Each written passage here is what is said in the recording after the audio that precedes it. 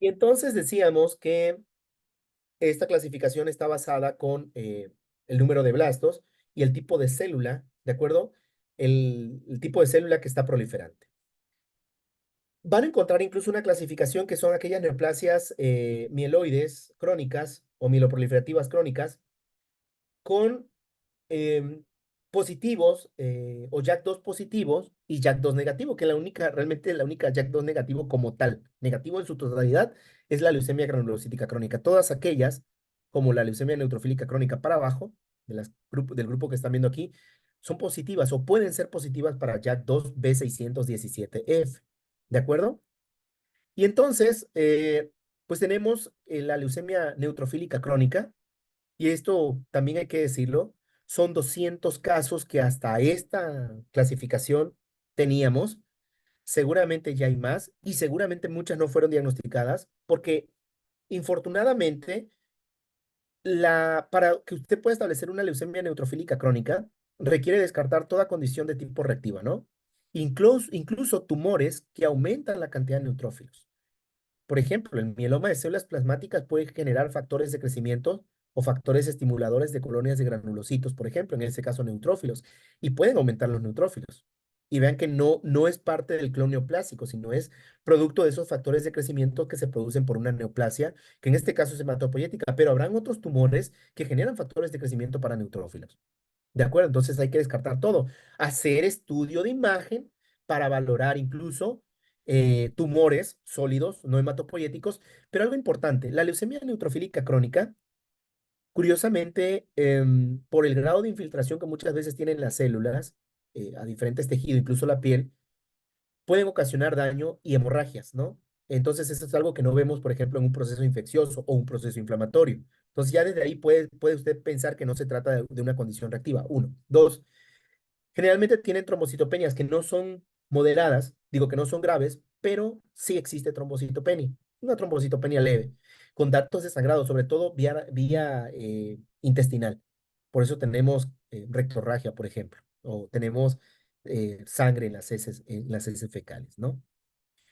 Además, una de las cosas que llama la atención en la leucemia neutrofílica crónica es el crecimiento del vaso y del hígado, cosa que no sucede en condición reactiva, ¿de acuerdo? Y entonces, pues se hacen estudios. Lamentablemente, los estudios que muchas veces nos dice la OMS no son estudios sencillos, son estudios moleculares que incluso no se tienen en el país. Y lo que hacemos generalmente es con la clínica y hacemos estudios, por ejemplo, genéticos, si es que si encontramos algo por ahí que nos pueda apoyar, pero además hacemos estudios de la JAK2. Y si la JAK2 es positiva en el contexto de haber una gran cantidad de neutrófilos, es una leucemia neutrofílica crónica, ¿no? Y entonces usted se va al capítulo número 30 o al 37, dependiendo de lo que usted quiera ver, por ejemplo, aquí la leucemia granulocítica crónica o la leucemia eosinofílica crónica, y vean cómo está distribuido el libro de la OMS. Por supuesto, hay una breve introducción. Quiero irme hasta esta parte donde ya están clasificadas, y vean, viene la definición, el código de enfermedades oncohematológicas, que en este caso para la LGC es 9875/3, los sinónimos que ha tenido, que generalmente, o bueno, actualmente se llama leucemia mieloide o mielógena crónica, ¿no? La epidemiología, cuáles son las personas que alguna vez, sí, la edad, por supuesto, es importante, ¿no? Son neoplasias que no se presentan en pacientes pediátricos. Rara vez en el caso de la leucemia granulocítica crónica, eso lo vamos a ver en una siguiente sesión. Y por supuesto, muchas veces el género también impacta. La etiología, que generalmente es desconocida, por supuesto conocemos algunas cosas que sí impactan sobre el desarrollo de cierto tipo de cánceres, pero son generales, la realidad es eso. La localización, es decir, dónde infiltra, generalmente la sangre periférica y la médula ósea son sitios de infiltración rápida y que usted por eso tiene papel importante en el inicio del diagnóstico, pero por supuesto va a haber infiltración también en vaso, en hígado y por lo tanto estos órganos van a crecer, ¿no? Las manifestaciones clínicas más sobresalientes que muchas veces tienen que ver con las citopenias o con la infiltración de estas células a ciertos tejidos, ¿no? Si se infiltra o infiltran el vaso o el hígado, pues va a haber hepatosplenomegalia, ¿no? En este caso, lo que usted ve en la microscopía, vean. Entonces, cuando ya usted conoce más o menos la enfermedad, pues ya se dirige al grupo de clasificación, a lo que usted crea que tiene, y ya va buscando lo que le va documentado. Claro, la OMS tiene, está escrito, por supuesto, el libro está escrito en inglés, no lo va a encontrar en español, pero es un inglés básico, ¿no? Entonces, no me parece que sea tan difícil de comprender. Y vean que incluso muestra algunas imágenes, no son las imágenes más bonitas, eso siempre ha tenido la OMS, que no tiene las imágenes más bonitas. Vean, por ejemplo, estas células parecen estar hasta quemadas, ¿no? O sea, parece que se les pasó un poquito de tinción. Pero bueno, se entiende que lo más importante es que usted logre correlacionar lo que dicen los datos de la microscopía con las imágenes que coloca la OMS. Por supuesto, la OMS, la LGC pasa por tres etapas: una fase crónica o indolente, que muchas veces el paciente ni siquiera sabe que tiene esa leucemia; una fase acelerada, que hay criterios de la fase acelerada, por supuesto, que usted puede revisarlos aquí en estas tablas; y por supuesto la fase aguda, ¿no? Que ya ha adquirido más mutaciones y que por supuesto ya los inhibidores de tirosinquinasa ya no son suficientes para precisamente poder, eh, pues, de alguna manera poder deshacerse de esa neoplasia, ¿no? Tenemos otras leucemias, por ejemplo, la policitemia vera, que casi el 100% de estas neoplasias tienen mutación en la JAK2, pero cuyos criterios morfológicos son totalmente diferentes a lo que vemos en la leucemia neutrofílica. Poli significa mucho, significa que todas las líneas en la sangre periférica están aumentadas, sobre todo la línea roja, pero también va a estar aumentada la línea de los leucocitos y la línea de las plaquetas, ¿no? Y si se va a la médula ósea, es una médula ósea panmielótica. Pan significa todos, todas las células van a estar aumentadas con predominio de la línea de los eritroblastos, ¿no? Pero finalmente, el estudio el de diagnóstico recae en demostrar que hay esa mutación en JAK2. Muchas veces hay algunos autores que nos dicen que no necesitamos irnos a la médula ósea para establecer el diagnóstico de una PV, de una policitemia vera. Sin embargo, pues hay otras cosas que pueden ser valorables como la fibrosis medular, ¿no? Entonces, si hay fibrosis medular, ya nos estaría hablando de un criterio no diagnóstico, pero sí pronóstico. Ya hay fibrosis, ya es un pronóstico ya no tan bueno, ¿de acuerdo? La mielofibrosis primaria que tiene un comportamiento híbrido, ¿sí? Por un lado hay aumento de las líneas celulares, es muy proliferativa, y por otro lado hay muerte, incluso características morfológicas de displasia. Entonces, siendo ese comportamiento híbrido, no tendría por qué estar aquí, tendría que estar en las neoplasias que consideramos como mieloproliferativas, mielodisplásicas. Pero la OMS, en honor a aquella persona que algún día hizo la clasificación, las ha colocado aquí. Y bueno, vamos a esperar a ver si en la quinta edición o en la edición que sigue la quiten en algún momento, ¿no? Porque no tiene un comportamiento puramente proliferativo. La trombocitemia esencial, que es el aumento de las plaquetas, también puede tener mutación en la JAK2. La leucemia eosinofílica crónica sin otra especificación. Y pues actualmente hay un grupo todavía que se llama neoplasia mieloproliferativa inclasificable, que con los métodos de diagnóstico que tenemos ya, este grupo de ser grande se va haciendo cada vez más pequeñito. Por supuesto, hay algunas que no se logran clasificar, pero bueno, entrarán, sería la minoría, ¿no? La mastocitosis, si usted revisa la clasificación del pasado, del 2008, la mastocitosis incluso estaba aquí dentro de las neoplasias mieloproliferativas, pero bueno, no cumplía ni requisitos clínicos ni morfológicos muchas veces para tenerla en este grupo. Y hoy actualmente ya tiene un grupo de clasificación: la mastocitosis cutánea, la mastocitosis sistémica, perdón, y el sarcoma de células mastocíticas, que muchas veces es terreno del anatomopatólogo, no ni del hematólogo ni del morfólogo de laboratorio. Entonces, pues bueno. Esto nada más por mencionar, ¿no? Hay neoplasias con eosinofilia y reordenamiento de los genes, de reordenamiento de ciertos genes, que este grupo de clasificación, la verdad, no vale la pena tenerlo. Ha sido una discusión enorme porque se basan en que tenga esa mutación o ese reordenamiento en los receptores de factor de crecimiento derivados alfa, beta, de fibroblastos, o incluso una nueva entidad que se llama PSM1-JAK, que se supone, algunos, y no todos, fíjense, responden a inhibidores de tirosinquinasa. Pero vean, tenemos una mezcla de neoplasias mieloides y linfoides. No solamente le vamos a dar ese inhibidor de tirosinquinasa, o sea, hay otros medicamentos de que por sí se tienen que dar y que con tu inhibidor de tirosinquinasa no vas a hacer mucho si no le das los otros tratamientos. Entonces, este grupo seguramente es de un grupo de personas que tiene alto impacto en la OMS y por lo tanto lo mantienen ahí, pero en realidad no tiene una relevancia como tal clínica porque hay una mezcla de todo, ¿de acuerdo? Luego tenemos las neoplasias mieloproliferativas mielodisplásicas. Tienen un comportamiento dual. Por una parte hay mucha proliferación, pero por otra parte hay citopenias con datos sobre todo, o generalmente de displasia morfológica que enfatiza ese grado de muerte en la médula ósea, ¿no? Un grado de hematopoiesis ineficaz y que refleja mutaciones, ¿no? Diferentes a las proliferativas. Y esto ya no lo hace tan de buen pronóstico como las primeras, las proliferativas, nada, las puramente proliferativas. Y dentro de estas tenemos la leucemia mielomonocítica crónica, la leucemia mieloide crónica típica, BCR-ABL negativo, la leucemia mielomonocítica juvenil, y se agregan dos entidades como las neoplasias mieloproliferativas, mielodisplásicas con sideroblastos patológicos y trombocitosis, no plaquetosis, no ando inventando y neoplasias mieloproliferativas, mielodisplásicas inclasificables, ¿no? Que, repito, cada vez este grupo se hace más pequeñito porque ya tenemos más estudios que logran evidenciar alguna de estas alteraciones. Luego tenemos los famosos síndromes mielodisplásicos, que ya en esta clasificación se hablaba que el término más apropiado son neoplasias mielodisplásicas, pero bueno, no pasa nada. Mientras usted comprenda que sí son fenómenos neoplásicos, que sí hay mutaciones a nivel del DNA, que en este tipo de neoplasias, en realidad, la morfología es importantísima, importantísima, porque usted va a evidenciar todos estos hallazgos morfológicos de fealdad que de alguna manera son el presagio de una muerte prematura, ¿no? Las células se mueren intramedularmente, no alcanzan a salir y por eso generan citopenias.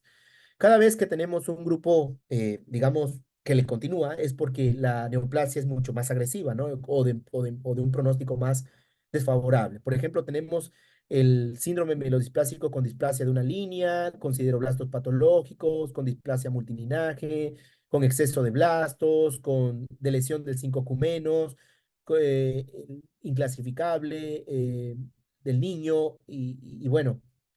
Pues por supuesto, necesitamos desde la revisión morfológica hasta la médula ósea para ver también si esas células están aumentadas en la médula ósea y que la sangre estén deficientes, pues eso habla de que hay una muerte prematura, ¿no? Pero además evidenciar los hallazgos morfológicos de fealdad en la sangre, en la médula ósea, seguirlos evidenciando, hacer tinciones como la tinción de PERS, por supuesto, y en una biopsia medular ver cómo están distribuidas las células hematopoyéticas, ¿no? Porque al ser un proceso neoplásico van a andar por donde se les pegue la gana y eso también es un dato de anormalidad, ¿no? Que eso lo evalúa un anatomopatólogo, pero incluso ya tuvimos la oportunidad de ver esas localizaciones inusuales en la médula ósea que pues, pueden reflejar en la mayor parte del tiempo un proceso neoplásico. Luego tenemos las neoplasias mieloides con predisposición de la línea germinal. Aquí habla cuáles son las alteraciones. Seguramente se ha preguntado por qué hay niños tan prematuros que incluso al nacer ya tienen una leucemia, porque muy probablemente hay una alteración en la línea germinal óvulo espermatozoide que condiciona justamente estas alteraciones genéticas o moleculares y que dan origen al cáncer, ¿no? Desde el principio, in útero incluso. Entonces, pues estas son estas neoplasias, tienen una respuesta no tan favorable y por eso la OMS las clasifica en este grupo. Luego tenemos las leucemias mieloides agudas y neoplasias de precursores relacionados. Y vean, aquí tenemos aquellas que tienen esas alteraciones genéticas que pueden o no ser que pueden ser de buen pronóstico o de mal pronóstico o de un pronóstico intermedio, ¿no? La translocación del 821, que antes era la famosa M2, la leucemia mieloblástica aguda con maduración, la inversión del 16, que condiciona a esa leucemia mielomonoblástica aguda de la línea eosinofílica, con mutación en el core binding factor, beta, que más adelante incluso lo vamos a ver porque también tiene que evidenciarse. Hay también alteraciones que, aunque tengan esa inversión del 16, no es totalmente la que buscamos de buen pronóstico. La leucemia promielocítica aguda con esta alteración molecular, dando origen a este cambio PML rara, a la translocación 911, la translocación del 69, y vean, la leucemia mieloide aguda con BCR-ABL1 positivo, ¿no? Que en realidad antes era de muy mal pronóstico, hoy ya no están de buen pronóstico, ya no están de mal pronóstico o de un pronóstico adverso, ya es un pronóstico intermedio, y esto está dado precisamente porque la adición de esos inhibidores de tirosinquinasa como el ponatinib, pues dan un pronóstico más favorable, ¿no? Pero claro, si usted no le coloca ese PONA, pues probablemente no le vaya tan bien al paciente, le va a ir muy mal. Entonces, sí, tiene su grado de agresividad y eso depende de la alteración genética que usted, pues por supuesto, puede evidenciar. Todavía aquí se hablaba de esas neoplasias mieloides relacionadas a terapia, a las quimioterapias, ¿no? Como uso de los, por ejemplo, de las topoisomerasas en el pasado, que ya ahora ya incluso ya no está como esto, lo vamos a ver en las clasificaciones nuevas. que esto ya se utiliza como un adjetivo más bien, o relacionadas a mielodisplasia. Y tenemos la neoplasia de células dendríticas plasmocitoide blástica, que generalmente, incluso en el libro de la OMS lo va a ver que hay una lesión en la parte eh, posterior, en la parte de la espalda alta, que hace una infiltración en esa zona y destruye el tejido, ¿no? Entonces se ve como una ulceración. Y por supuesto es un diagnóstico anatomopatológico, no es un diagnóstico morfológico, no es un diagnóstico de que lo puede hacer el hematólogo o la persona que esté en el laboratorio porque no se hace una fase leucémica. Luego tenemos unas leucemias que se llaman de ambiguo linaje, con estas hay que tener muchísimo cuidado. Y bueno, ya empezamos entonces con las neoplasias linfoides, ¿no? Tenemos la de precursores o las famosas LLA, las linfoblásticas tanto B como T, y vean cómo tenemos una leucemia linfoblástica aguda B o linfoma sin otra especificación, es decir, que no tiene una alteración genética, que no tiene una alteración molecular como las ya descritas aquí. Y tenga mucho cuidado porque si bien es cierto, este grupo todavía sigue siendo grande, a medida que vamos avanzando y vamos conociendo más alteraciones genéticas y moleculares, este grupo se va haciendo cada vez más pequeño y estas que tienen alteraciones genéticas o anormalidades genéticas recurrentes se van haciendo cada vez más grandes, ¿no? ¿Cuál es la intención? Que usted, una vez que sepa que tiene una LLA, que haya una inmunofenotipificación, un inmunomarcaje y sepa que es una LLA B o T, haga las alteraciones correspondientes para tratar de evidenciar cuál tiene y, por supuesto, saber el pronóstico. ¿De acuerdo? Ya no es válido nada más decir LLAB. No. ¿Cuál alteración? Porque no puedes decir que se trata de una LLAB sin otra especificación, a menos que haya agotado todas estas alteraciones genéticas y las alteraciones moleculares más importantes. De otra manera, sería una LLAB con otros estudios que se deben de realizar, ¿no? Tenemos también la LLA de tipo T, en donde siempre que tenga algo que sea sugerente de una LLA B o T, porque usted no puede saber si es B o T viéndolo. Es cierto, las B son más frecuentes que las T y esto es porque seguramente usted reconoce ahora, con la clase que vimos hace poco, que hay dos momentos en donde las células B tienen esa apertura del DNA y sufren ciertas condiciones que las deja expuestas a mutaciones, ¿no? El proceso de recombinación genética que se hace en la médula ósea y el proceso de hipermutación somática o cambio de clase que lo hace en el centro germinal del folículo. Esas dos situaciones hacen que puedan haber más mutaciones no corregidas y que dé origen a muchos tipos de linfomas o leucemias linfoides, ¿no? En cambio, la T solamente hace un proceso en donde se deja expuesto el DNA y ese es el proceso de recombinación genética en el timo. Después de ahí ya no hace ningún otro tipo de proceso y por eso las LLAB son más frecuentes que las T. Otra cosa que llama la atención es la edad. La edad de presentación más frecuente en niños que en adultos, aunque en adultos puede haber, y es de mucho mejor pronóstico en niños que en adultos. Sin embargo, como usted con los ojos no puede saber si es B o T, siempre se solicita que se haga estudio de imagen, sobre todo, por ejemplo, que se haga una tele de tórax, porque si hay una masa mediastinal, pues muy seguramente va a ser un crecimiento de la masa mediastinal, perdón, seguramente va a ser una LLAT, y la LLAT muchas veces, para empezar, es de mal pronóstico. Incluso aunque usted le haga enfermedad medible residual, por citometría de flujo, aunque salga negativa, es de mal pronóstico. No exime de que no tenga esa clona neoplásica, ¿no? Y que vaya a recaer el paciente. Y muchas veces, aunque todavía no esté en ese proceso, lamentablemente ese crecimiento de la masa mediastinal puede hacer el síndrome de vena cava superior al comprimir justamente la vena cava superior y puede comprometer la vida del paciente. Entonces, por eso se solicita el estudio de imagen, porque como usted no sabe si son BOT, hágale la tele de tórax y ve ahí si no hay un crecimiento de la masa mediastinal, que eso se lo va a informar, por supuesto, la persona que haga el estudio de imagen y ya, lo deriva directamente a un segundo, tercer nivel de atención. Por último, tenemos las neoplasias de células B en maduración, no son células maduras, ya ustedes ya vieron digamos que esa parte que tiene que ver con la maduración de las células B. Y tenemos desde aquellas que no vamos a hablar de todas, por supuesto, vean que muchas no generan una fase leucémica y al no generar una fase leucémica, pues son terreno estricto de diagnóstico del anatomopatólogo, pero aquellas que hacen fase leucémica, como la leucemia linfocítica crónica B, como la leucemia prolinfocítica de células B, que ya no existe en la nueva clasificación de la OMS, ojo con esto, el linfoma de la zona marginal esplénica, la leucemia o la tricoleucemia o la leucemia de células peludas, el linfoma linfoplasmocítico, sobre todo cuando está asociado a macroglobulinemia de Waldenström, entre otras neoplasias. Vean, son un montón, ¿de acuerdo? Esto es lo que decimos linfoma no Hodgkin, porque los linfomas de Hodgkin son estos que están aquí. Vean, son 4 clásicos y uno no clásico, y son terrenos del anatomopatólogo. Y los linfomas de no Hodgkin, pues son todos estos que usted está viendo aquí, todos estos. Luego tenemos las neoplasias de células NK y T en maduración. No son tan tantas como las neoplasias linfoides B, pero por supuesto la leucemia prolinfocítica T, la leucemia linfocítica, la leucemia de linfocitos grandes granulares T, TCD8 sobre todo, o desórdenes de células NK son quizás las más sobresalientes, las que más frecuentemente podemos encontrarnos en el laboratorio. Luego están los linfomas de Hodgkin, que no son células ajenas, ¿no? Son igual células B, son inmunoblastos B, solo que tienen características o rasgos clínicos, características morfológicas, incluso la forma de tratamiento diferente, que por eso la OMS las clasifica en un grupo especial. Y de las únicas dos neoplasias que conservan ese epónimo, de acuerdo a la persona que los descubrió, son dos.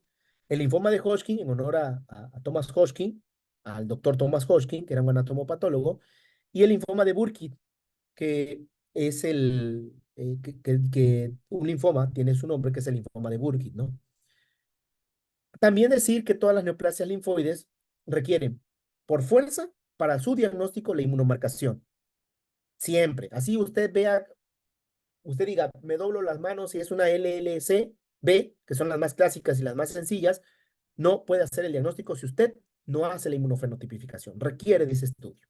Dos, todas las neoplasias linfoides, todas o casi todas son de adultos, a excepción de dos que podemos ver en los pacientes pediátricos. Uno, la LLA, sea B o T, y el linfoma de Burkitt, que también lo podemos ver en adultos, pero estas serían de las dos que pueden ver en pacientes pediátricos. Las demás, todas son de adultos. No anden pensando si ve una tricoleucemia que sea un paciente pediátrico. No, pacientes adultos, 30, 40 años de edad, después de los 38 años de edad, ¿no?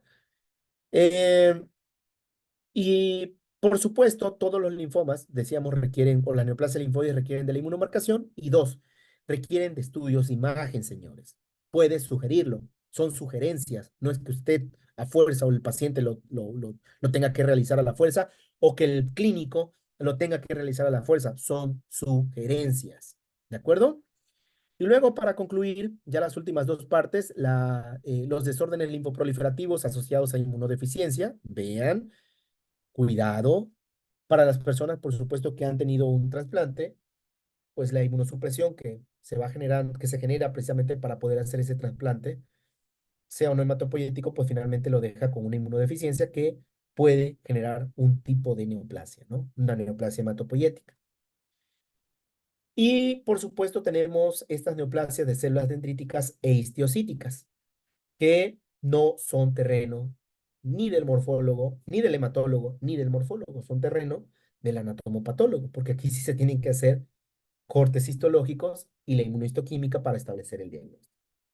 Entonces, dimos un breve recorrido del libro de la OMS, que ya ustedes lo tienen en la mano, que no hay necesidad de revisarlo para que vea los grupos de clasificación. Y aquel que le llame la atención, la LGC, por ejemplo, va, lo revisa y vea cómo está estructurado. Siempre lleva la misma estructura, ¿de acuerdo? La definición, los sinónimos, el código ICD-O, que es el Código Internacional de Enfermedades Oncológicas, los sinónimos, los sitios de infiltración, las manifestaciones clínicas, la microscopía, la inmunofenotipificación, si es que la requiere, incluso el uso de tinciones citoquímicas, enzimáticas y no enzimáticas, el patrón tintorial, ¿no?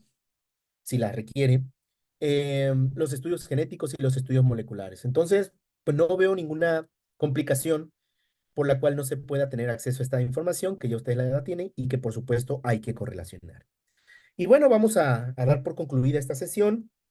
Recuerden que estamos en esta, en este curso de leucemias para el personal del laboratorio clínico. Déjenme proyectar em, lo que hemos avanzado hasta esta sesión. Perdón, déjenme para que ustedes vean qué tanto hemos avanzado. Y este es digamos que todo lo que pretendemos dar en este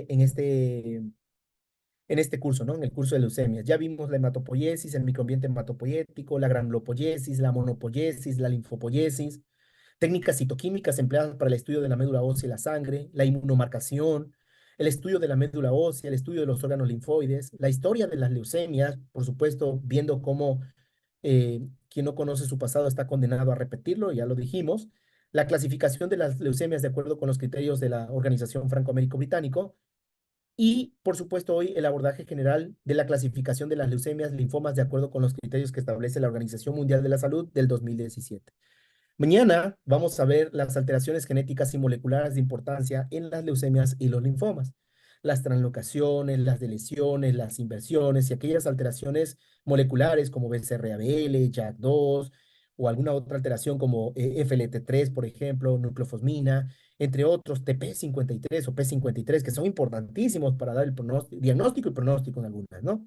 Entonces, mañana vamos con el punto número 12 de la sesión, el curso de leucemias para el personal de laboratorio clínico, y vamos avanzando tratando de resolver todas aquellas dudas que de alguna manera a ustedes se le van presentando en el laboratorio. Vamos a volver a lanzar este curso de leucemias en sesiones grabadas para aquellos que nos están ahorita viendo en Facebook. Si tienen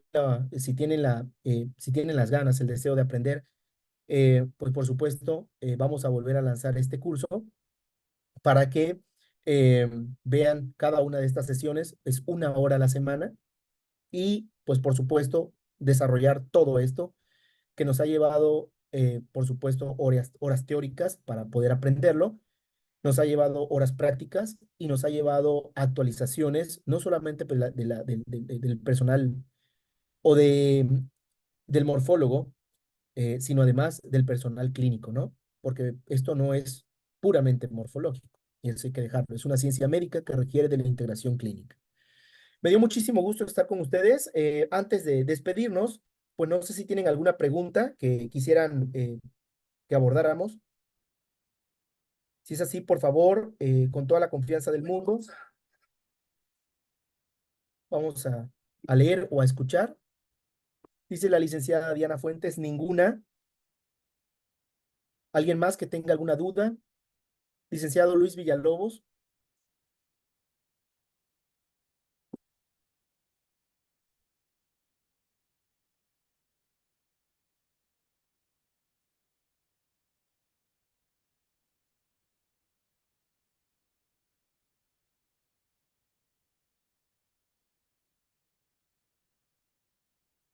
Bien, pues me da muchísimo gusto entonces haber estado con ustedes. El día de mañana a las 6 de la tarde también tenemos la siguiente sesión. Y bueno, vamos a dejar hasta aquí entonces grabada la sesión. Cualquier duda que tengan, cualquier comentario que tengan, recuerden que tienen un cuestionario que deben de cumplir antes del día miércoles. No se pregunten cosas que no valgan la pena preguntar, solamente cosas que requerimos que usted comprenda de la hematología y en este caso de las neoplasias o de la leucemia, sobre todo la primera parte que tiene que ver con el microambiente hematopoyético, la inmunomarcación, las tinciones citoquímicas, la morfología, ¿no? Algunos criterios quizás. Seguramente les va a venir algún pedacito de un caso, ¿no? Paciente masculino de 8 años de edad, con datos clínicos de anemia, trombocitopenia y neutropenia, sin datos de organomegalia, ingresa al laboratorio en donde tiene leucocitosis a expensa de células de características blásticas, y la inmunomarcación arrojó esto, ¿no? Y entonces usted deberá saber cuál es el diagnóstico de acuerdo a la inmunomarcación que se le está dando, ¿no? Tiene CD34, CD19, CD10, CD24, CD38, TDT, ¿no? Entonces ya usted sabrá de qué tipo de neoplasia estamos hablando. Bien, el licenciado Luis Villalobos dice que no hay ninguna pregunta, entonces hasta aquí se deja la sesión. Me dio muchísimo gusto estar con ustedes, las personas que nos están viendo en Facebook, pues bueno, también me dio muchísimo gusto verlos. Y bueno, hasta aquí lo dejamos, tengan una excelente tarde. Acuérdense, el curso de leucemias para el personal de laboratorio clínico y pronto vamos a iniciar el día 15 de mayo el diplomado de leucemias, perdón, el diplomado básico de hematología para el personal de laboratorio clínico, que son sesiones grabadas, tiene un costo bastante accesible y es el material basado en evidencia clínica, no de un libro. nosotros ponemos en evidencia lo que hemos aprendido en la práctica y nuestros pacientes que hemos diagnosticado, ¿no?